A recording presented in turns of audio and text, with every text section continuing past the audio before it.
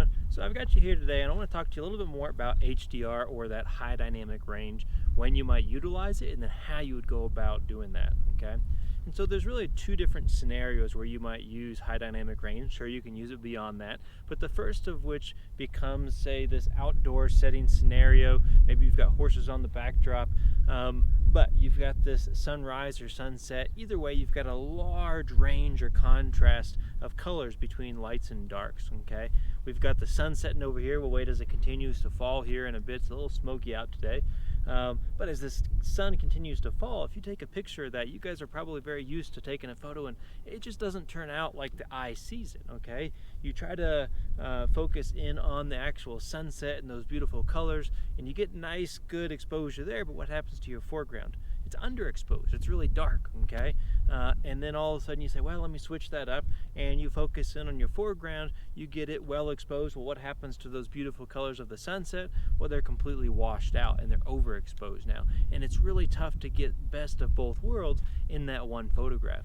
And so that leads us into high dynamic range, and a technique that's going to allow us to get all the lights and all the darks and blend them together into that one photograph, and it'll be able to look much like your eye perceives it, okay? The other scenario is we'll hop inside to one of our barns or one of our arenas and take a picture that shows the inside of the barn, but maybe looking out a barn door or one of the doors of the arena out to the outside elements, okay? Maybe you want to capture a scene that shows what's inside that barn or that arena or somewhere else on a ranch or farm, but also what's going on outside to give you that picturesque setting, okay? Again, same holds true. If you try to expose everything correctly inside the barn, what happens to everything outside through that doorway? It's completely overexposed, okay? High dynamic range is one of those features that's going to allow us to push all those lights and darks together, see inside that barn, and then also see outside, okay? And so let me first show you the settings on the camera and how we would go about changing that, and then we'll take some photos, and then I'll show you in post-processing how we might put some things together. Okay everyone, so I've got our camera in front of us. You can see our digital SLR. I want to talk you through some of the settings, and the way we might do a HDR photograph first starts with a bracketed image, okay, and then we'll talk about a single photo that you could push to HDR.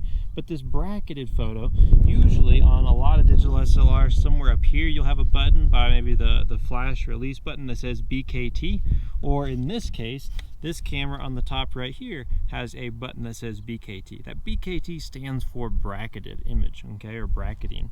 And so if we depress that, you can see now on top of the camera, it now states 0F, okay, because we're not in a bracketed mode. But there's two things we can control with a bracketed image.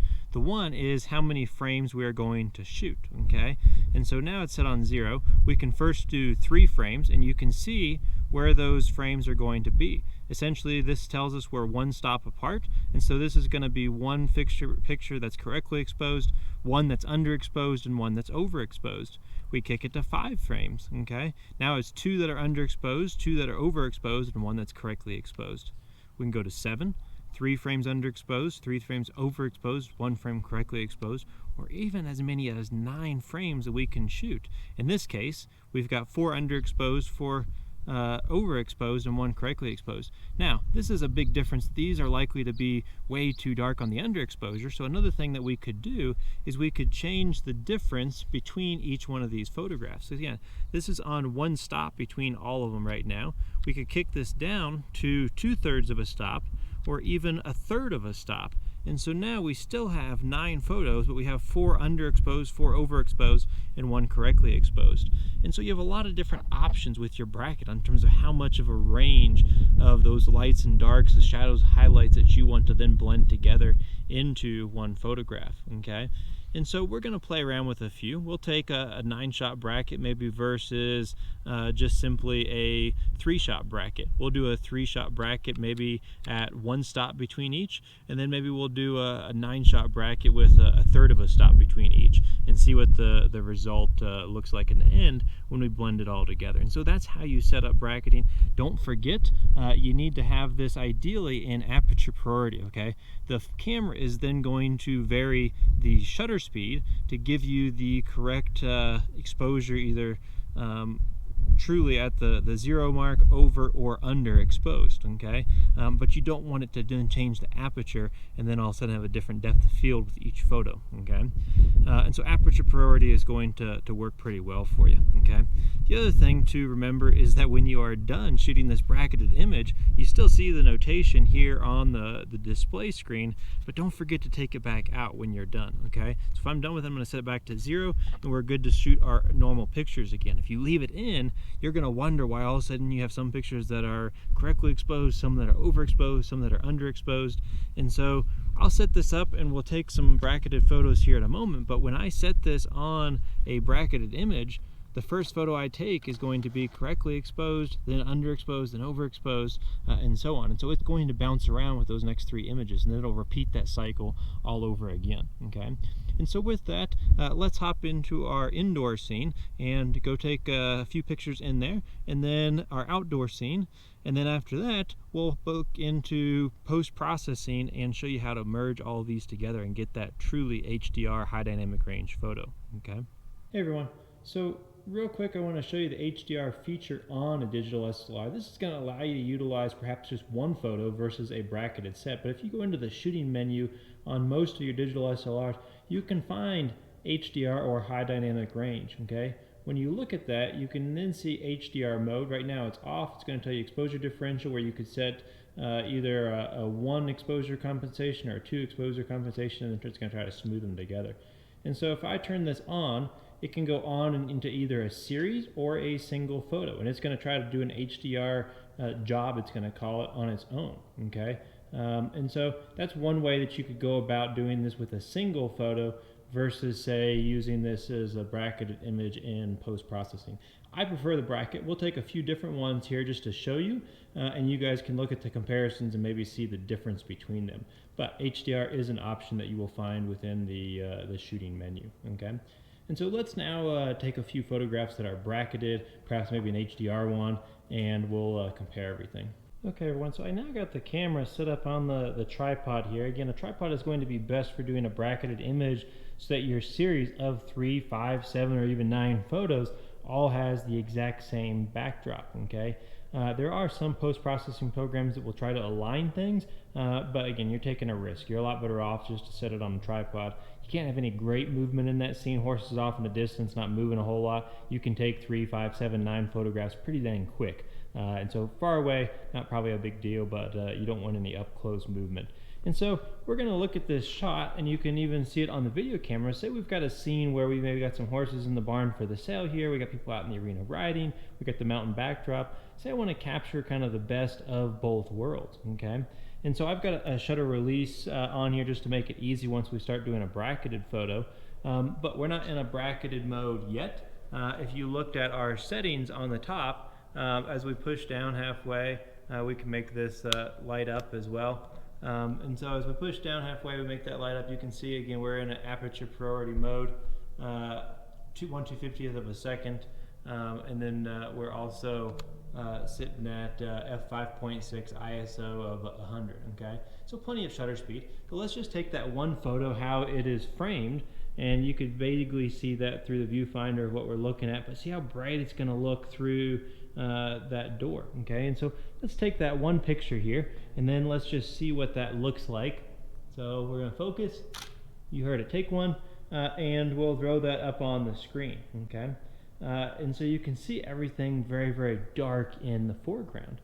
And so let's shoot a couple bracketed photos and see how we might get around that. Okay, so again, first thing we're going to do is push this bracket button, and then we're going to roll our dials. Okay, and so we'll push the bracketed button and then roll this to, we'll do 3 to start, and we'll do 1 stop apart. Okay, and so if you watch the back of the camera as we take one, the first picture we're going to focus. First picture it takes is going to be underexposed. Next picture it takes, even more underexposed, and then one that's a little more overexposed. Okay, just to get a little bit more range in there. One of those was truly correct, but again, it's just showing the foreground underexposed. Just to get a little more range in there, let's roll this to maybe a 7 stop exposure, okay, or 7 frames, so that you guys can see how that might look. So So we take one picture, again this would be our correctly exposed, and then from there we take another. This one's going to be extremely underexposed, a little less,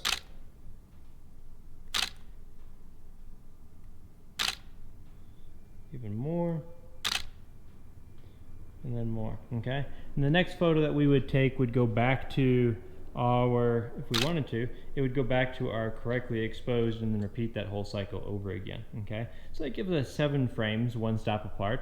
Okay, let's go ahead and try 9 frames total with one stop between each. Okay, and so here is our correctly exposed, and then all of a sudden there's 2, 3, 4, 5, 6, 7, 8, and 9.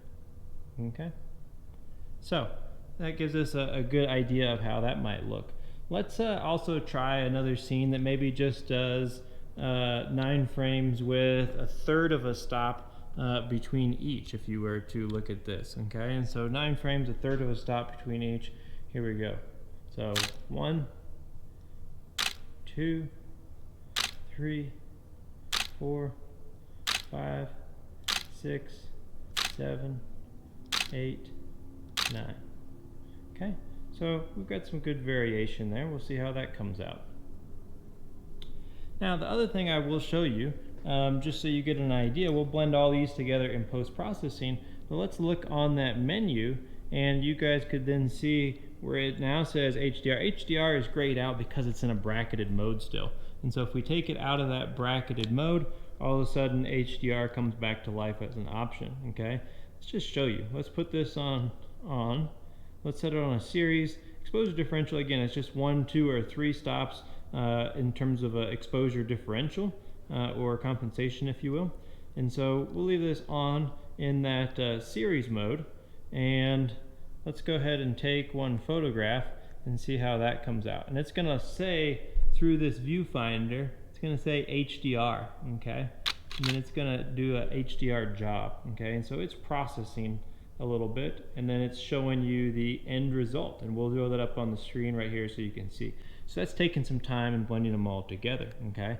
Let's do what this is going to consider a single photo, okay? And then we could back out of here, and let's take this one as a single photo. And it's going to process that single one instead of a couple and show you that as a single image. Okay, we'll throw that up on the screen now so you guys can see.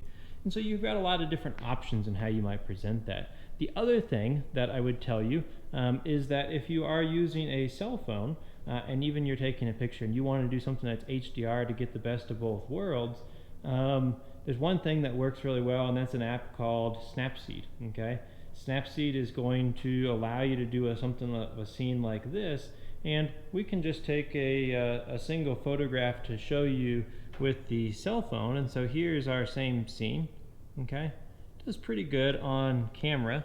And then if all of a sudden we'll go home and we'll just open up Snapseed so that you guys can see, it's a product made by Google, but it allows you to push HDR. Okay, and so this is the editor inside Snapseed, and we're basically going to look to our tools, and we'll utilize something that says HDR scape, high dynamic range scape. Okay, and you'll see all of a sudden how much it brings that to life. Okay, we could do people or nature and change the strength of it, but it makes things in the foreground a much better exposure as well as what's in the background, and kind of makes it pop in the best of both worlds. Okay, and so if we reverted back to the original, okay, we could revert back, and again, we've lost all those changes. Okay, everyone, so I got you here now, and we're going to talk a little bit now about how we might take that shot with sunsetting horses in the pen back here. And if we took just a single picture, which we'll do right now, of the backdrop, again, I've got it on a tripod. We're on aperture f/18, ISO 100, shutter speed happens to be 1/40th of a second. If we look through the viewfinder right now and we take this picture, let's push our focus point down just a hair. Let's all of a sudden take that photo and see. If we looked at that the entire foreground is completely black, okay? And so we're gonna now utilize some high dynamic range to be able to take this photograph right here and get the best of both worlds with those lights and darks, that sunset as well as these horses in the foreground here. And so let's talk about how we might do that in this case. We're going to enable our bracket, and for now, let's start off, let's do a 9-shot bracket, and let's do one stop apart. And just see what that looks like in the beginning. Actually, let's see. If it's set on 2/3 of a stop, that's fine. We'll play with that to begin with.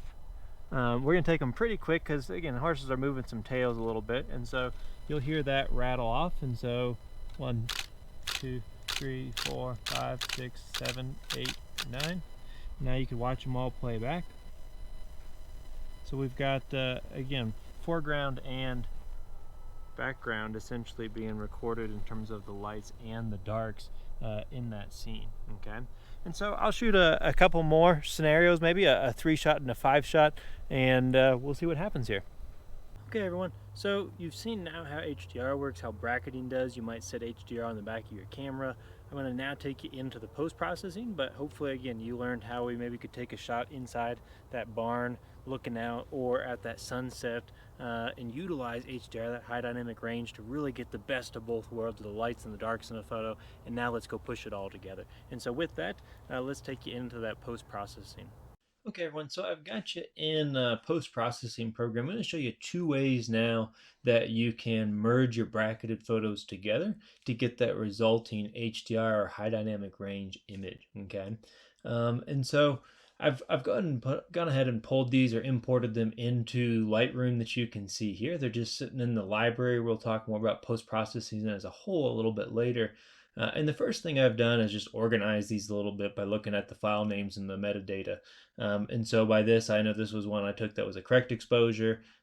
These 3 that I've scored red and kept together are essentially a 3-frame bracket, 1 stop apart, according to my notes. This is the final HDR. We'll talk about how we got that. And then here, again, this yellow one that I've got was a 7-stop from here to here. And that 7-stop was, or 7 frames, excuse me, 1 stop apart. And then the green that we had was a 9-frame, 1 stop apart. This blue was a 9-frame, a 3rd stop apart. And then these, where you see the little notation here, are the final resulting HDR image. And again, I'll show you those on the larger screen here at the end. But I first want to show you how you can do this. And you can do this with Lightroom or Photoshop. I'll use these 2 Adobe products. Again, they're pretty common among photographers. You're likely to have one or the other. And so Lightroom is pretty easy to do this on. It only works in newer versions of Lightroom. I'm just going to do it on this 3-frame bracketed image right now. We could do it on the 7 or we could do it on the 9. The only reason I'm probably not going to do it on the larger ones at this moment are solely because the more frames you have, the longer it takes to be able to process that HDR image, and we'll just have a longer wait time. But the concept is exactly the same. Maybe we'll do a 9-shot one with Photoshop because it's a little bit quicker. And so all I would simply do is take it where the bracket starts, go ahead and click on it. I can go to the end of it and essentially hit Shift, and it will highlight those 3 frames that I took in that 3-shot bracket. All I'm going to do is simply right click. I could go to Photo Merge HDR, and then it's going to come up with a screen that creates an HDR preview, okay? Once it creates this HDR preview, it will kick that out onto the screen, and then it will allow us to then hit merge. It will complete that process. I've got on here, it's set right now with auto align. We took all these photos on a tripod, and so they should be pretty well aligned already. If they weren't, it'll try to adjust anything. And then auto settings just for tone and color is fine. If we don't like it, we could always go back and change more. There are a few more settings if you decide to do this HDR merge in Photoshop, and I'll show you that here next. If you have a little bit of a ghosting effect in your photograph, you can set this to essentially a low, medium, or high deghost to try to get rid of some of that, okay? And so we'll let this go ahead and process here. This now spits out the final image. It tells you all 3 images were successfully merged. You can see your final result. Again, we've got better exposure here in the barn as well as outside. Again, this is just a 3-shot, one stop apart. Again, I'll show you the combination of all these here at the end just so you can see some differences. All we would simply have to do is click merge, you'll see this up here in the top left, creating HDR, and then it's going to spit out that final HDR image right after the subset. That's where this previous one that says 5 was from that, and so it'll create it just the same. And so I've gone through and I've got all my final HDRs, and again, we can make any additional edits that we want from there. Okay, and so it's as simple as that in Lightroom. A while back, I took some house pictures, more of the real estate inside. You know, you want everything to also look clear outside those windows, though, and not completely overexposed. It was real simple to bring things into Lightroom and just do a simple merge to HDR. And so let me show you real quick how this might work in Photoshop. But I can continue to urge you to sort everything out. You can see I've done that by colors, however you want to make notes to know which images are part of which sets that you took with the brackets. And so let me show you that in Photoshop, like I said. So here is your blank Photoshop once you open it up. First thing we're going to do, again, this is a little older version of Photoshop, but we're going to go to File and Automate, and then you'll see Merge to HDR Pro. Okay, and so this is different and unique because we haven't imported files into Lightroom like the previous program. And so with Photoshop, because we haven't imported anything, we're going to go look for those files. And I'm just going to drag this little browser over here so you guys can see. I've got all of the raw photos in this folder right here that's just simply by the date, and we're going to go through and find a subset of the outside photos that was a 9-frame bracket, a third stop apart, and we're looking for 8818 through 8826. Okay, and so 8818 was the first of those, and then 8826 was the last. I'm just going to again hit shift. We'll copy everything in that range. We would then just click OK. That will populate in this list right here. We're going to get rid of this one because this was the final HDR merge. And again, as you can see here, we've got 1, 2, 3, 4, 5, 6, 7, 8, 9. So we know we've got our 9 images from our 9-shot bracket. We just simply click OK, and it's going to pull all 9 of these images in on this right-hand panel over here. You're going to see that momentarily. And then it's going to do a number of processes, but in the end, it gives you a little bit more control over that final image. And so we'll let it go through this entire merge process. You guys can see that as it works.